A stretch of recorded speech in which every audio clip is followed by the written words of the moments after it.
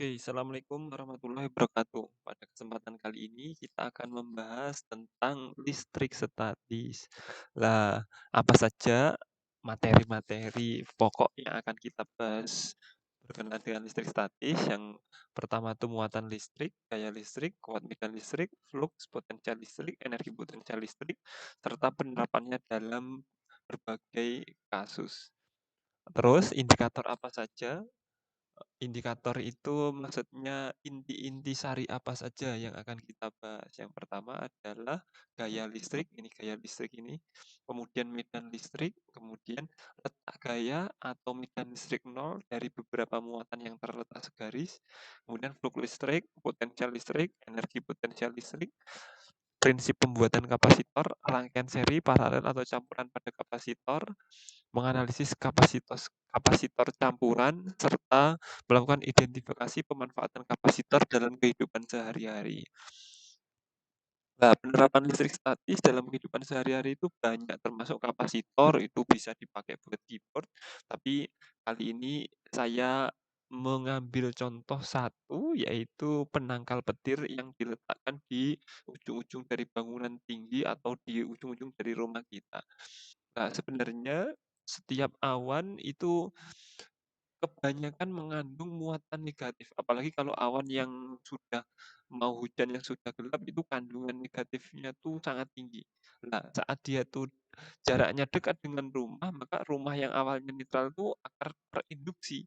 Jadi di permukaan ini akan cenderung bermuatan positif dan negatifnya ke ground, ke tanah.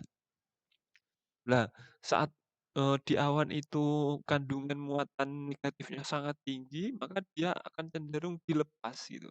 Karena sudah dekat dengan rumah, maka loncatan yang paling mudah ya loncatan ke rumah.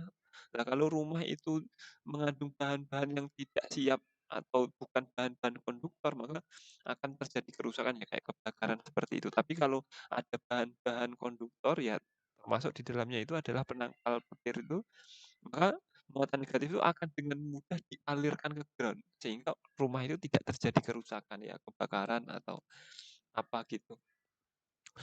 Oleh karena itu ya sangat penting penggunaan, penangkal petir itu untuk bangunan-bangunan tinggi, karena semakin tinggi itu akan semakin dekat dengan awan-awan yang mengandung muatan listrik, seperti itu.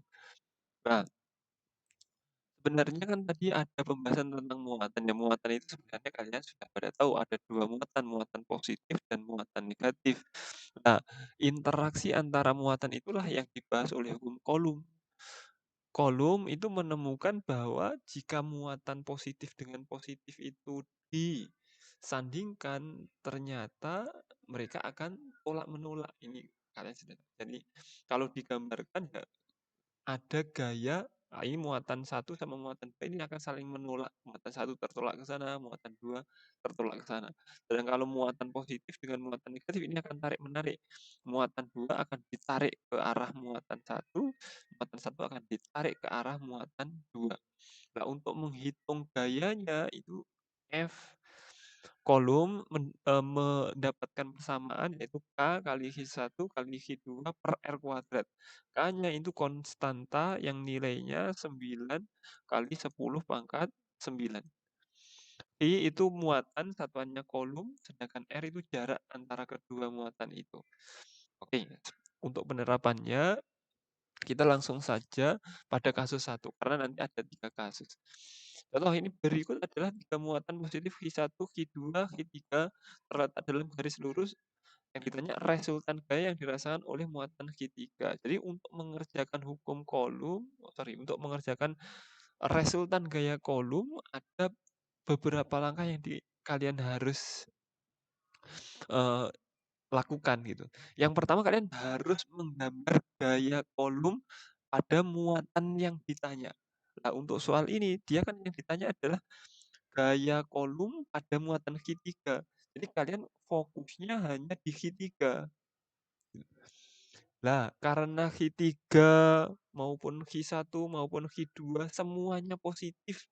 Jadi nganalisisnya adalah Q2 Q3 dengan Q1. Tarik-menarik apa tolak-menolak?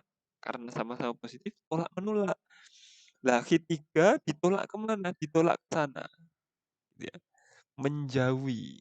Ini ditulis F13. Sekali lagi, kalian gambarnya di segitiga saja.